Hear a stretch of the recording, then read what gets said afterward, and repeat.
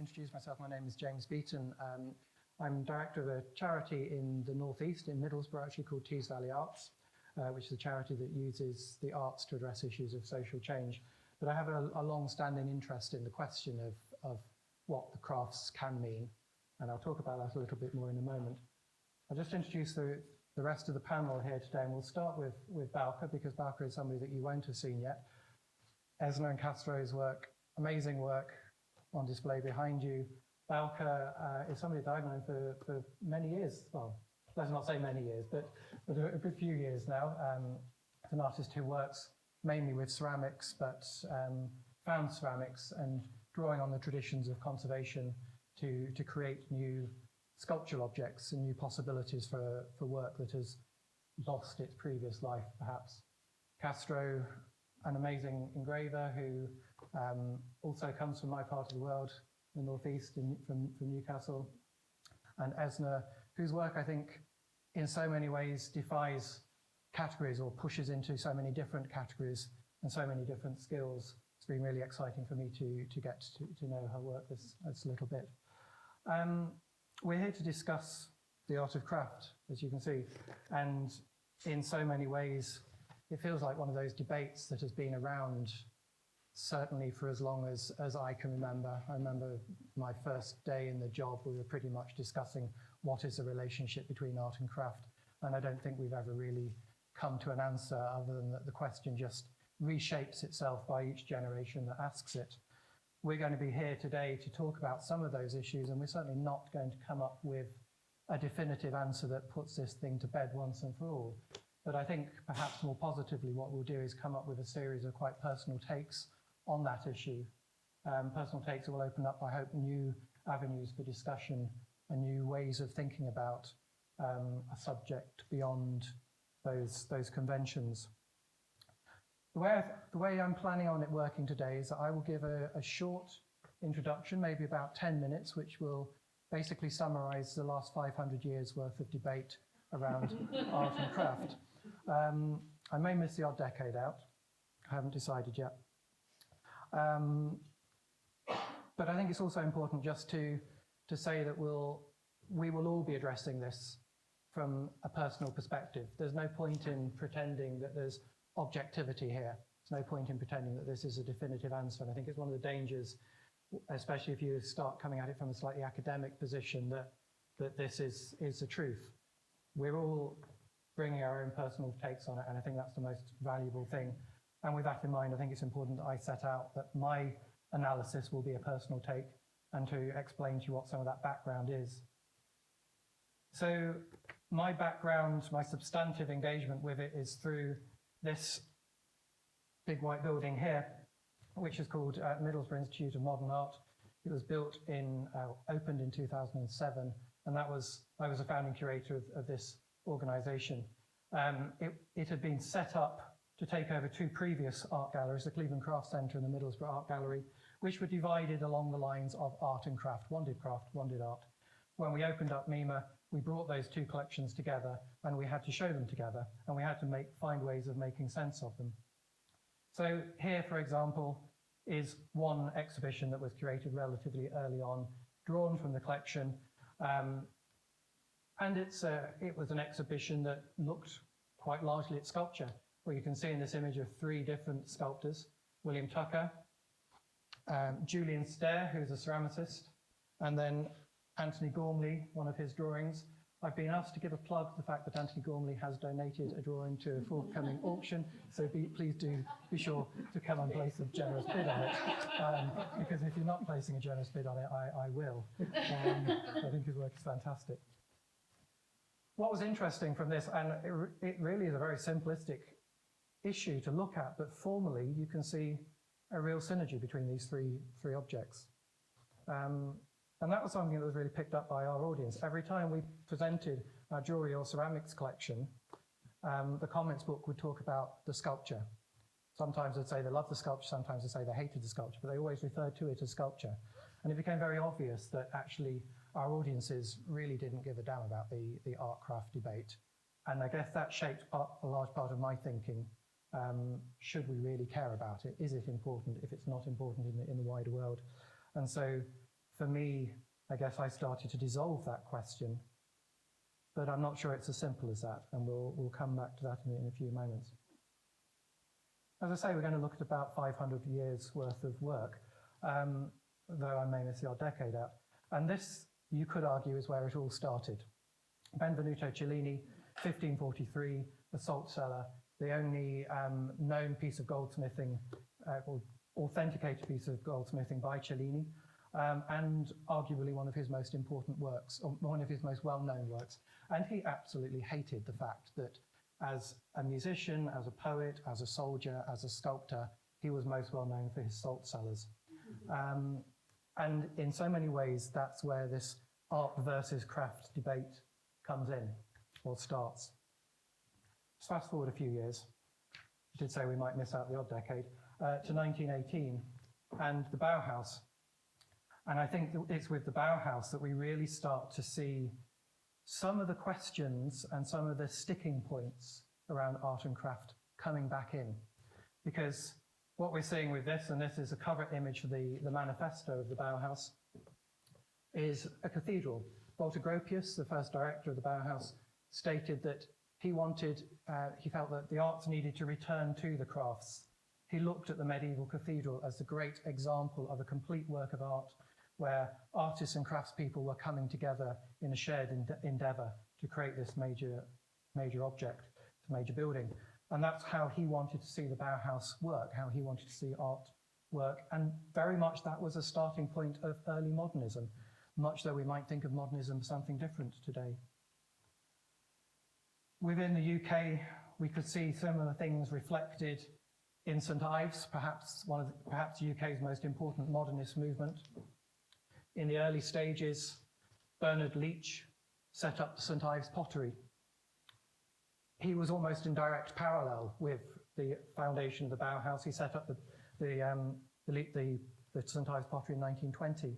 And really it was, like so much of early modernism, a late arts and crafts type movement. And his work was very much part of the mainstream art at the time.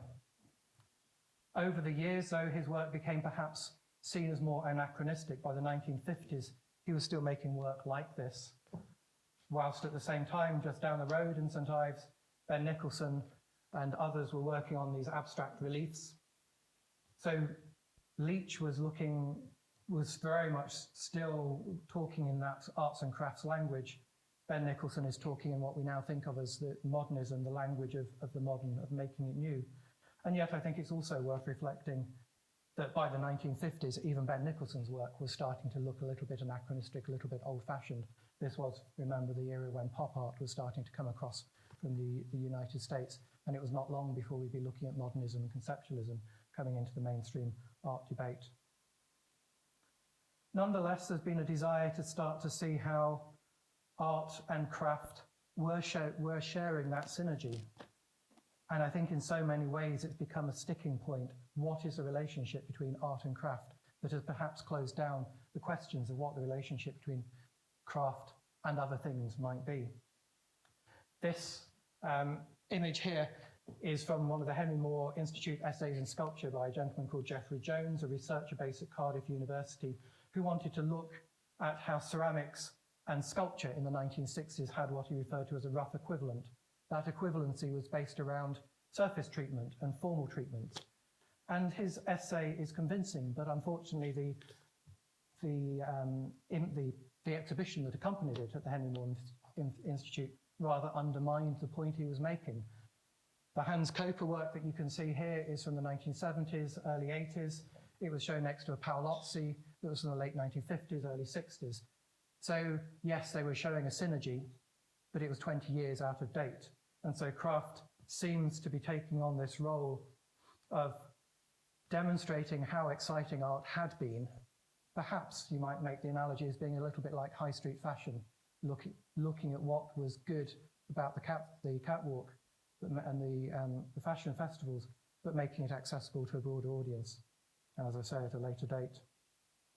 The other thing that really started to set the debate and that division was perceptions of what Lucy Lippard talks about as a dematerialization of art.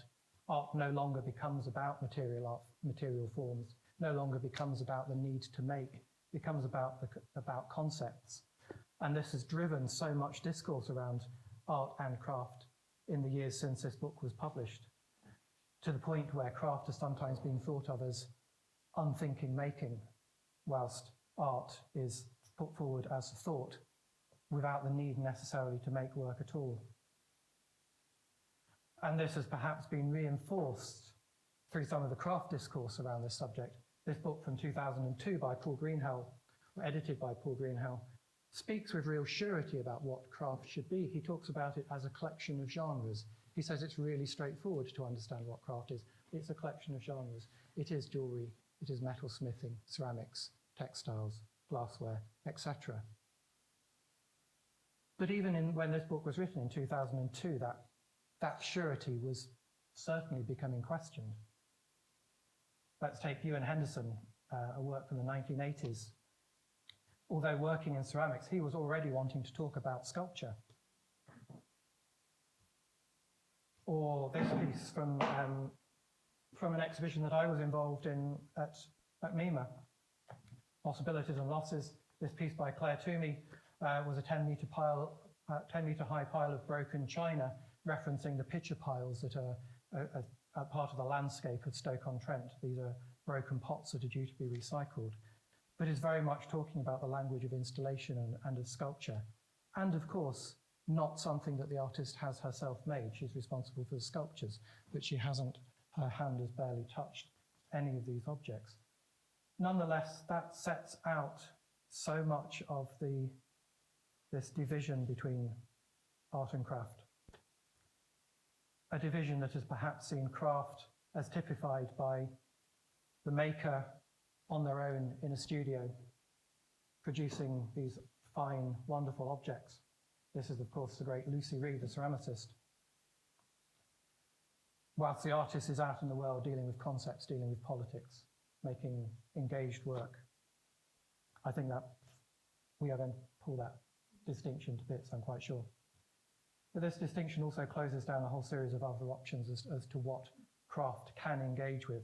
Yes, it can be involved in this discussion with art, but it's missing and ignoring a whole series of other connections that can be put forward, not least with people. It's interesting looking at the London Craft Week brochure this year to see among the headline sessions so many discussions of traditional or heritage crafts. We can take part in knife making, walking stick whittling, shoemaking workshops, all of the things, these heritage crafts that traditionally the Crafts Council school of thinking has held in abeyance because we've wanted to talk about the relationship between craft and art. And it's held in abeyance that connection with the vitality of amateur making, the fact that craft is something that we all do on a daily basis, even if we're not necessarily thinking about it. So how do we bring that back in? This image is from a project, a 2-year project that I ran with an artist called Emily Hesse that looked at the tradition of the pottery industries in the Northeast and asked how pottery can be useful in society. Again, invited people to come in and make pots with us, which they then sold through the shop. And of course, importantly, it puts aside the question of the relationship that craft can have with fashion. In 2010, I was sat in a conference in the Netherlands where jewellery artists were agonising about their relationship to socially engaged practice, to sculpture. And a Thai-born artist based in the Netherlands, Noon Pasama, stood up and said, well, actually, I don't care about art. I'm interested in the fashion industry, and I want my work to relate to fashion industry. And this is from a project she did in 2012 in association with the Antwerp-based fashion label Capara. So my particular perception on art and craft is that it's probably not a particularly interesting debate and is in danger of closing down too many other points of connection. What I want to do now, having put my position forward, is speak to my friends here and get their sense. We're going to go into what I'm hoping is a seamless technical transition. As we're going to have this discussion, we're going to have a series of images of the works by these three amazing artists, which will go on loop. And let's see if this works. So far, so good. Yes. Thank goodness. So, with that in mind, I'd like to open the questions with asking you each if you could give your personal take on what craft means to you. And Esna, as you're next, and my turn to start with you. I think from what I do, I have to explain what craft means. It is kind of a journey from my hometown to London, and it is kind of taking meaningful measurements and applying to my, cultural design.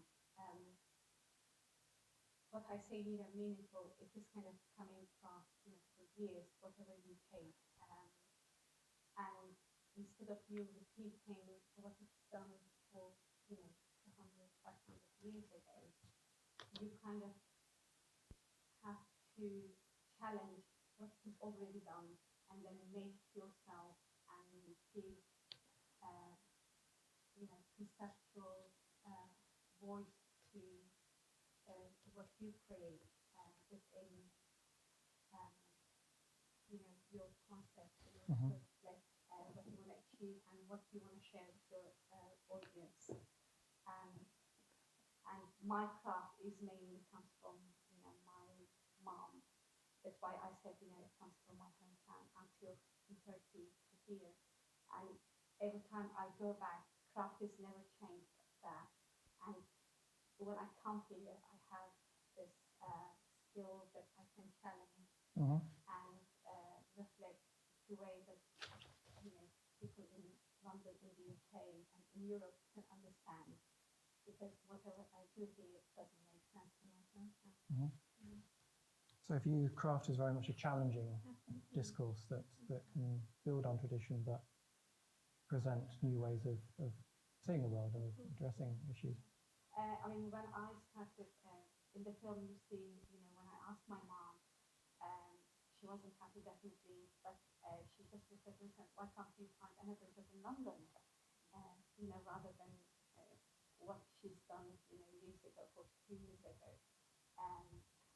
It is not really what they did years ago or centuries. It is completely different from craft. Castro, you had a really lovely way of talking about craft around this passing down of traditions and making them new. Do you want to talk a little bit about your particular take on the issue? Yeah, I think craft for me has definitely been like evolving in different stages. So initially it was a living, so it was my work. And in that way, like in the workshop, kind of, 9 till 5, it was like technique and it was like teamwork and like a lot of learning for many years. But then like throughout my life, there's been different stages where it's also with I moved to Japan for a bit with the Winston Churchill Trust. It allowed me to like explore a lot more. It allowed me to like leave that more insular workplace where you had your team, and it allowed me to like open out and find more interesting things. You could explore with people, you could explore with technique, and then I think kind of coming back here and setting up my workshop here in Sarabande, it's also allowed me to kind of reconnect my kind of drawing work, my like artistry, maybe that I would have initially and that I kind of let go of for a bit while I was working. And now really I can kind of connect that back up. And so like my drawing work and things like that connect with the kind of craft and technique. So it's kind of like definitely, it's always moving, that kind of concept of what it was at different stages of my life. And so it's always moving, like kind of, it connects me with a lot of people as well. Like some people who are in the audience today who we've met in that way and had conversations. So definitely it's like, even just with Esna, who's my neighbor next door downstairs, you know, and I can see what she's doing all the time. That's what it is, you know, having a chance to just like have a cup of tea and see what she's doing. Okay. Yeah. I think there's some really important points there around connection, which I'm going to come back to in a few moments. I'm happy like this.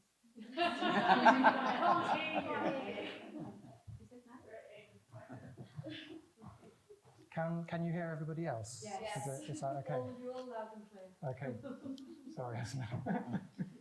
Just saying, last time I did this, my mobile phone interfered with my mic, which led to this wonderful hip-hop backing track going on throughout, which was quite pleasant, actually.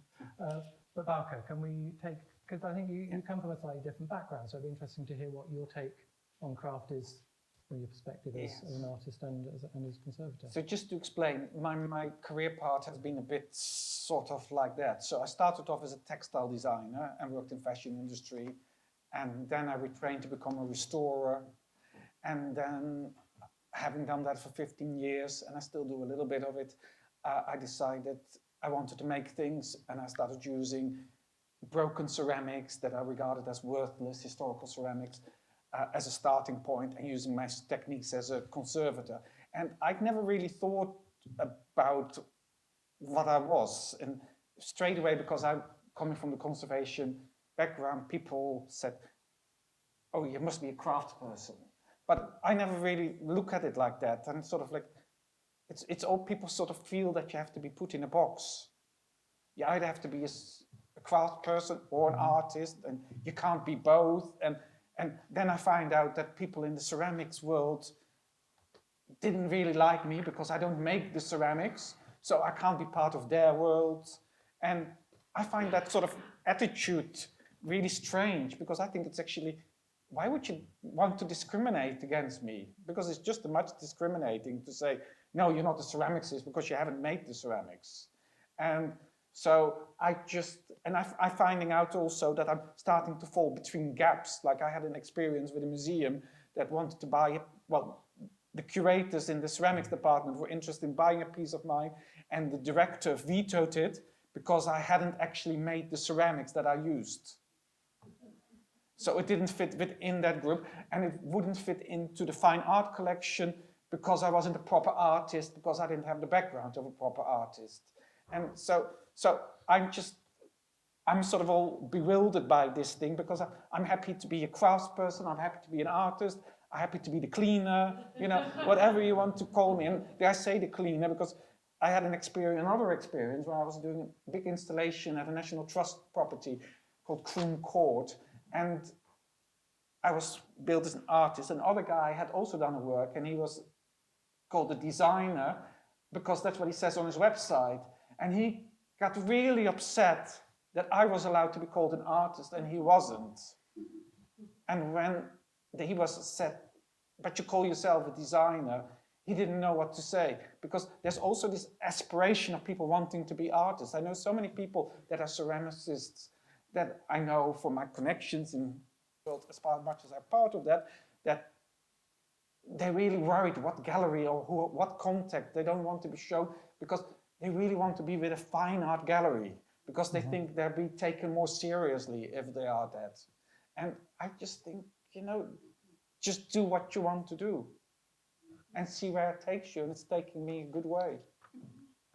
It's really interesting listening to the three of you talk in that way. One of the key things that seems to come out for me is this question of openness and being closed, and the way you've described your experience of almost falling between the gaps of different disciplines, of, if you like, Paul Greenhalgh's way of talking about these strict disciplines, these strict genres that craft has to apply to, and you can't be a ceramicist because you didn't make your work, make those pots. Incidentally, the image of Bernard Leach that I showed a few moments ago probably wasn't made by Bernard Leach either, but that doesn't seem to matter so much. No, and as we said as well, like Rubens had a whole atelier of people painting his paintings, and he would just do the faces and the hands on it. But it becomes an almost ethical consideration that the craftsperson makes their own. The craftsperson, very much so. The artist commissions somebody else to come along. Whereas listening to both of you, Esna and Castro, I hear a much more open experience of connecting with people, of challenging, of opening up these new forms of investigation. And I think it's fascinating to try and unpick that a little bit more, because I think the three of you, going back to Paul Greenhouse's discussion of these genres, you're very much people who seem to ignore that and blow between moving across different genres, across different cultures. Perhaps I'll just start with Castro. You talk about assuming that you'd start as a painter, then thinking that you'd move into computer game design, moving into engraving, taking on board so many of the historical Japanese techniques of metal chasing and metalworking. Would you talk a little bit about your journey through different disciplines and different attitudes towards materials? Yeah. Well, when you start, like I went through like a very traditional sort of apprenticeship. So the studying is it's hands-on, it's workshop-based. You're kind of really like completing jobs. You have to make money through the day. So there's a definite idea of time, money, and the way in which you have to work with that material, because it has its worth selling already. I guess when I moved over to Japan, it was a lot more, like I could be a lot more free with my studying in terms of like, I guess, in education a little bit, when you can be more self-directed. The exploration of craft was more like my own free will of how to explore that in Japan. So it had a lot more life that I chose to give it. But in the workplace, there was a lot more discipline, and you had to realize there was a lot more teamwork and sort of reliance on each other, which now, I guess, now I'm coming back to myself. I rely on a lot of different craftsmen in my workshop, and also trying to teach people while running a business, and still going back to that stage again where I have to be more considerate of time and the customer and all these different variable factors, which are a little bit different than if you're an artist and on your own, and you can be a little bit more self-directed. Yeah, I think. Thank you. Yeah. Esna, your work almost defies definition in terms of a genre form, and even in terms of materiality. The work, it seems to me, that you're showing here, whilst using a textile form technique to look at metal, using metal as a material, and yet is referencing so many different types of media. Could you talk a little bit about your attitude towards these? Sure. It's working. Yeah. What I really like, to do with craft I am taking is kind of twisting the material itself. Like the Berlin collection, which is this one. This is vegetable tan leather. What I do with leather, I cut into cord, and then I knit it, and then I put in the wool thread. And then when it is ready, I kind of shape around my tilt of it in order to express the concept I'm working on. I think what was, leather once kind of taking shape of an animal, then, taking shape of, objects, giving the emotions of, refugees, emptiness, and the past. The connection, comes, the connection between material and craft, comes from experiments and the way that, how I can express best myself. And like with this piece, I have never done, it is all my collection related to body, and it takes the shapes of the body itself. But with this installation, there is nothing the body, shaping it. But I also kind of challenge the way that I use crochet with very fine poplar wire, and like in the one on the left, second one, it's given like like cover table cover. And one I worked with on this one, it was like, I didn't want to put on the table because I thought it's going to flatten again, you know, but it is not. I even kind of was surprised the way how it reflected the sense of, you know, cover and softness, you know, how textile has. I think what with the material and taking, you know, craft, it is always surprising by the audience the way they all kind of reflect in different way rather than we see in our daily lives. This is kind of really what I aim, you know, to complete the collection all the time. Yeah. Thank you. And Bouke, coming to you, you've identified your background as a conservator already. Of course, you also come from a textile background, studying weaving, working in the fashion industry. I wonder, could you talk a little bit, is there anything more you'd like to say about the moving between genres and disciplines and what that means to you? I've never found it a problem to move between. It's lovely to have the opportunity, have the liberty to be able to do that.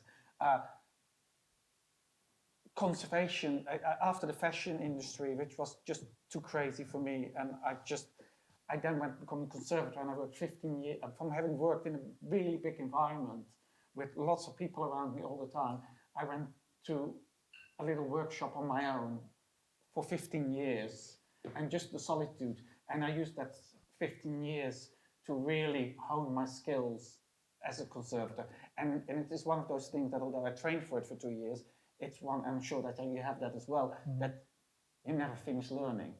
Yeah. You still, and you try and do something else, you have to adapt to what you know in a different kind of way.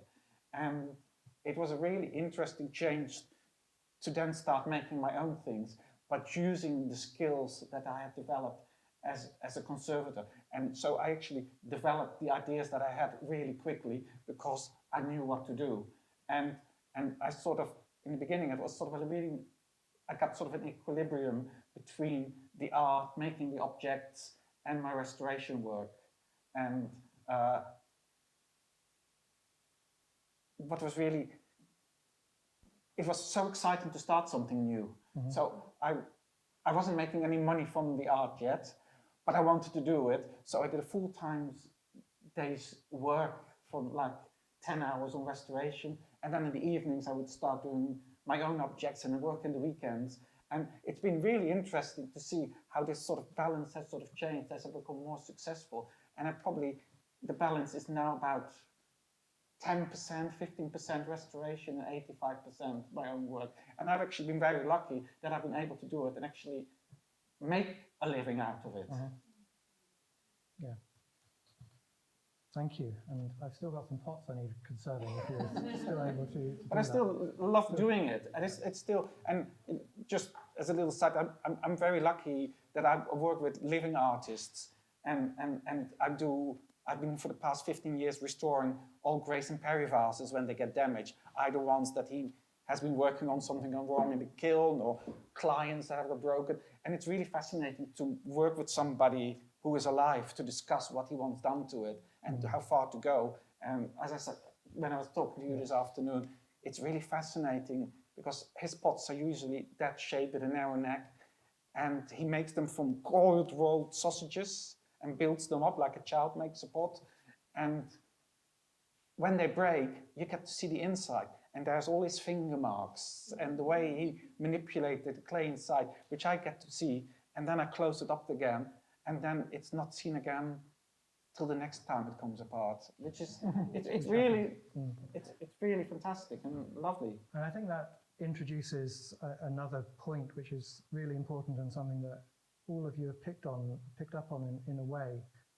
Kind of the antithesis to that photograph of Lucy Ree sat in her studio on her own making pots in perfect isolation and the perception of the craftsperson. It's that question of connecting, that question of relationships. And I think if I can start with you, Esna, talking about the importance of seeing the importance of relationships and cooperation in your work with your family, with performance. The film that we've just seen talks so clearly about points of connection, of empathy between what's happening in the world, the war. Would you talk a little more about what those relationships mean to you? What I really kind of like, during the process of making my pieces, and Sarabande family knows already, involving people into my piece and kind of, feeling traces of fingers of different, my audience. I mean, when you do, even like my mom, but when my mom kind of first time teaching me how to do it, we were two, my mom, and it was me. And then my auntie saw what we were doing, and she kind of joined us, and then my cousins, and it was like whole relatives all around us and chatting. And what was really good about it is telling, like my auntie telling how she learned how to weave, make her first carpet. And it was kind of, she was telling, it went wrong rather than going straight, nice carpet. It went wrong and kind of narrowed and narrowed. And in the evening, at the end of the day, she had to take to grandma, because my grandma took them to market to sell. When my grandma saw it, and my grandma, how my auntie's hair kind of twisted. And so my aunt was telling, so this was the moment I learned how to make, carpet. And so, craft is bring, people together. You have to kind of, I feel like I must involve at some point, people like the grains, on the floor. Here's porcelain grain. I did, with people, and I cooked for, Turkish meal for everyone. It's kind of chatting, and when my mom did craft, one person, cooked for everyone, so all of them didn't really waste time, cooking. It is kind of sharing. It is giving. It is kind of, at the end, making living out of what you do as a craft. And like with performance, I have to put, statement next to my pieces all the time, and this is how people know about my collection. But with the performance, the story already is behind it, and already you are watching it. You don't really need to kind of read it, or this was the kind of aim with performance. And also, when you think war and how it has destroyed people's life, and when you think all the rebels, all around war zone, it is kind of quiet. It is being left, and everything kind of stops. And to reflect this, stillness, that's really important, to do my performance. Yeah, it is, and life is always very Thank you. Thank you. That's really eloquent. And Castro, it seems that in the work that you're showing here today, collaboration with other artists and other skilled craftspeople from different disciplines was a really important concept to you, but I think that might apply to your work more generally. Would you be able to talk a little bit more about what relationships and collaborations mean to you? Yeah, well, I think with the ball, that was kind of what I was trying to get across, was that kind of exchange of, like you say, in craft, there's a lot of different areas to learn, even in sections just like metalwork. There's so many different areas that you could never really be the master of all of them. And so you have to kind of rely, if you want to create certain objects, you have to rely a lot on each other to make them. And so when I was in Japan, it was really a huge exploration, and like kind of digging deep and finding out the last person to be doing this technique, or just trying to, it's really hard kind of digging around, because a lot of these people, they're not online, in the world. They're not easy to find, especially when you're searching in English for something in Japanese, and then actually they don't have a website anyway. Yeah. So there is like a direct sort of human contact, and that's something that you don't kind of realize about objects and craft and ideas and things, that all of these crafts and techniques have traveled around the world by word of mouth, by exchange, and they're passed around, and it's not really recorded in any way, like accountancy. People don't record it because it's just this sort of like need of exchange of certain objects and things. And so that's what this object was bringing for me. It was connecting my old workshop training here. It was connecting my time in Japan, where one of my teacher and his son helped me make the bowl. It then got sent to me. I then went to another workshop in Hatton Garden, and it was Marlowe Brothers that I used to give them work when I was apprentice. And actually, more than just making the object itself, it was like kind of, we did some filming, you would have saw, and it was like taking May, and she was able to see the magic of craft work, that when I was apprentice, that I would go there and be like, wow, this is such a weird place. Like, what are they doing? What are they making? And that was that kind of a magic for me at that time. And now I know more, but it's still there, but you can see it for other people. So that kind of, when we were filming and going to these different places, it was just so nice to meet them. So that was something that I can't even like get across in that object. The object's kind of stationary, and that's why for me, like, the craft is also have a huge living part that is more important. It's kind of like that social exchange that's really nice. They were really excited just to show us something basic, some basic polishing. They were loving it. So I was loving it. Thank you. And Bouke, you've spoken a little bit already about collaborating with other artists and the way you describe working with Grayson as a conservator. Do you ever feel that you are collaborating with the people who did make the pots, with the anonymous Han Dynasty potter, or the producers of blue and white china? So yes, my starting point from when I work with the things is that it comes from a basis of love for these pieces. I love ceramics. I love the ceramics history. I find ceramics so interesting because every culture can be defined by their ceramic type, from prehistoric through medieval, through Esna, through Savored. Every country which had a major culture has their own ceramic style, and I find that totally fascinating. There's so many fantastic stories behind them, and so I come from a point of love for these pieces. So I really love to see what the maker have done, and the skill that went into making these things. And I often get pieces that are used that have ceramic repairs on them with metal rivets that were done 150, 200 years ago. And it's just, you think, oh, there's just a metal clap on the back of a plate. But these people, even with a diamond drill and a pillar drill, it's still tough to drill a hole in porcelain.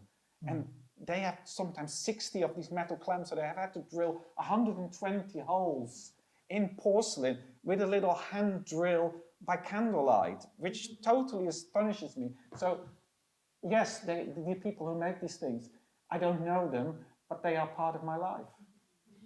Thank you, that's a lovely way of putting it. We've been talking for just over 45 minutes now, and I think, and it's gone so quickly, hasn't it? As for us, I don't know whether it has for you or not, but I think from that perspective of that starting point of thinking of craft as quite a closed discourse, of being a collection of genres, of being, as some people have said, unthinking making, we've heard Esna talk about craft as bringing together and as being about life. We've heard from Castro, craft as exploration, craft as a kind of oral history, which I thought was a fascinating observation, these skills translating across cultures, and that's how we know about past cultures. It's actually quite interesting because from a ceramic history, you know a lot about Stoke-on-Trent. There was the best craftsmen in the world in certain aspects of ceramics, and these businesses have gone to the ground. It's all being transported to Indonesia, China, and these people's skills are lost, and it's tragic. And there is an artist, Neil Brownsworth, who has been looking into this. He's made films of all these people, old people, of their skill in ceramic making, and he's made a record of them. And he uses a person who was one of the top flower makers at Royal Doulton and tried to give her work. And I've started using her as well. So she now works in the coffee shop of a museum in Stoke-on-Trent. But we're trying to give these people opportunities to endure their skills, and hopefully they can be passed on, because that would die out. Yes, and that question of craft within industry, which has come up across, certainly with your discussion of some of the silversmithing and engraving industries that you've worked with, I think, again, opens up other ways of looking at it. Coming from the basis of love, as Bouke said, I think is so important, and the magic of experiencing something new, but overarching a respect and for tradition and the past, but using that as a way of challenging and making something new in the present.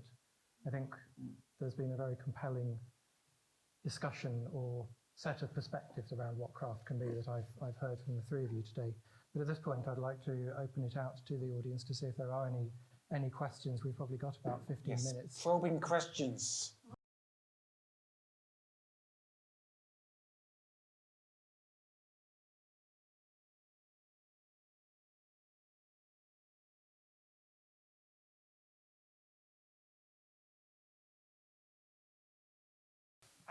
It is really so interesting because I'm doing both, and I can make much more money as an artist. Yeah. It is really quite astonishing. But on the other hand, you don't have, when as an artist, you don't have the security, because especially in the beginning, you don't know when you're going to sell a piece of art, because that's up in the air. But I can always repair 10 plates. And there's a regular income coming in.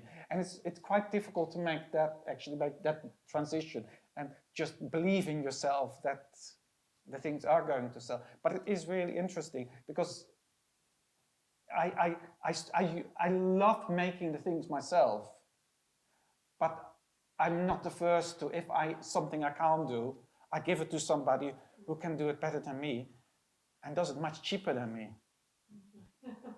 So I'm benefiting from that as well, from other craftspeople. But actually, I'm not a saint. I'm not a really nice person at all. But sometimes I have things done by people, and they're charging me so little that I insist to give them more money. I honestly do. And I said, you can't do that for £30, because that's just ridiculous. Charge me £60, because on what I earn from it as a piece of art, that is just a fraction. And it is, and I think those, you build a better relationships with the craftspeople as well, because, if you show them that you value their work, they appreciate it. And then when you need something done in a rush or something like that, they are willing to do it. But I think craftspeople should be really paid their value, and often they are underpaid. I think there's perhaps some scene setting to do around this, and some mythologies around how much artists get paid. We know and we hear about the super successful. We hear about Gerhard Richter selling a painting for 21 million. We hear about the prices Damien Hirst gets for his work. A survey commissioned by the Arts Council recently demonstrates that on a national level, the average amount of money that an artist makes per year from their work is £6,500. Wow. I've been quite fortunate. So, yeah. So it's too easy, I think, to slip into the perception that artists are getting paid loads and craftspeople are getting paid a lot less. In some instances, I think craftspeople have got a more ready access to their primary market, to their customers, than artists have, who often find themselves mediated through these bizarre structures of galleries and museums and so forth. Does anybody else want to have anything they'd like to add to that? I think also there's like a definite difference in like the minds between the two. Like the craftsman is very directly connected to the object, and their hands and mind are all connected because you're making that. Whereas if you're an artist that's only conceptually creating something and getting something made elsewhere, you're actually you're disconnected in that way. Your mind is disconnected with your body in making that. And so I think that's quite, I don't know what I'm trying to say with that, but It's an interesting take. it's interesting that it's like with craft, you are directly in contact with your body, hands, and the object. Yeah. Thank you.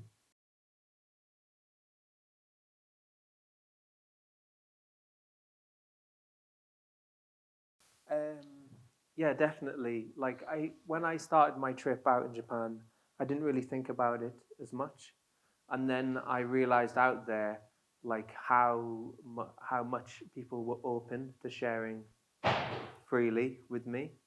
And for instance, an artist called Hiroshi Suzuki helped me with all my contacts over there, and I realized this kind of this exchange. Like he came over here and in turn was helped. He's a Japanese artist and he did a lot of silversmithing work, and lots of different people helped him here. And I saw that kind of him helping me was this kind of exchange, giving back, and that made me realize it more when I was out there. How can I help other like craftsmen as well? And I think that's the thing. It's like you always want to share your craft and technique. I don't know why people end up kind of keeping it to themselves and hiding it. Certain companies and things, they don't want to tell you, and then before you know it, the craftsmen get old, and then they don't want to teach anymore because they're older, and you don't blame them and that's the kind of thing. There is a responsibility to just be open with it, because just having something that's a technique and not passing it on because you want to keep it for something doesn't really work. I mess around with everything, kind of like I don't keep super traditional with things. I engrave sometimes with my drills. I get hammers out and just start like mark making and things. So yeah, I think you got to be like free and also giving back with it. Thank you. Esna, you've touched upon the issue already. Is there anything more that you'd want to say on that subject? What I want to share with you, my experience. Here comes Mike. It was in my first year at CSM. It was in 2012, April, and I was in Wimbledon. It was early in the morning, 7:30 in the morning, and I had to do this Swarovski project, and I was crocheting around Swarovski crystals, and it took so much time that I was doing in a cafe, on underground, everywhere.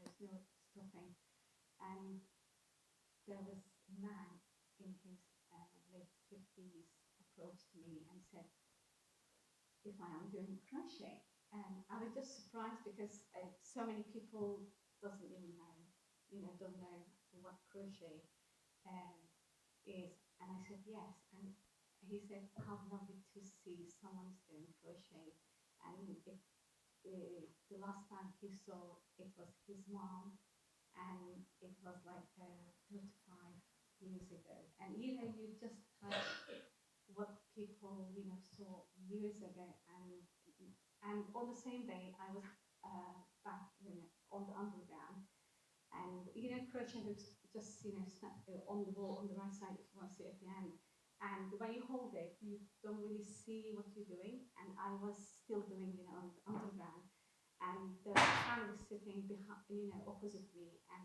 there was a boy in his 8 years old, and he was just started talking what I was doing with my hands, and I just showed him, my crochet, and he was surprised. And it's like if you don't share, your traditional skills, people forget about it. And like when I say, the installation made with crochet, and people, don't understand. I'm happy to kind of share it and have to teach because my mom taught me, and this is how people are going to know about once you kind of lead to craft. Yeah.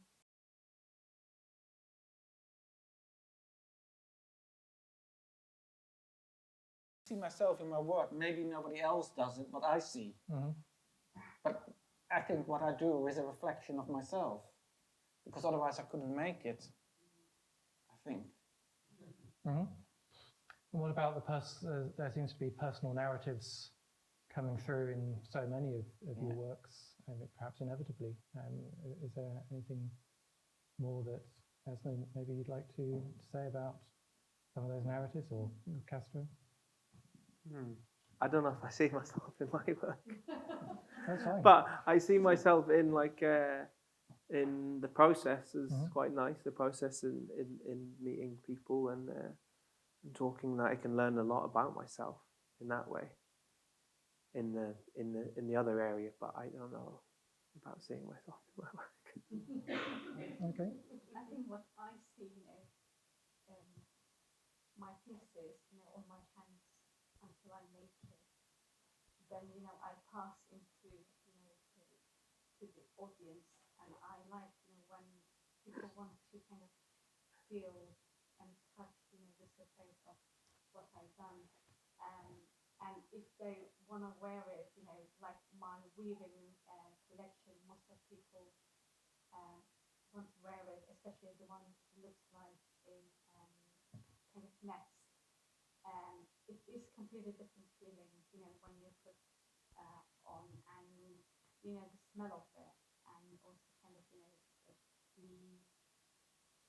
kind of the emotions that once you can put on it, it's completely different and experience. And I like when audience kind of if they want to try it, they do.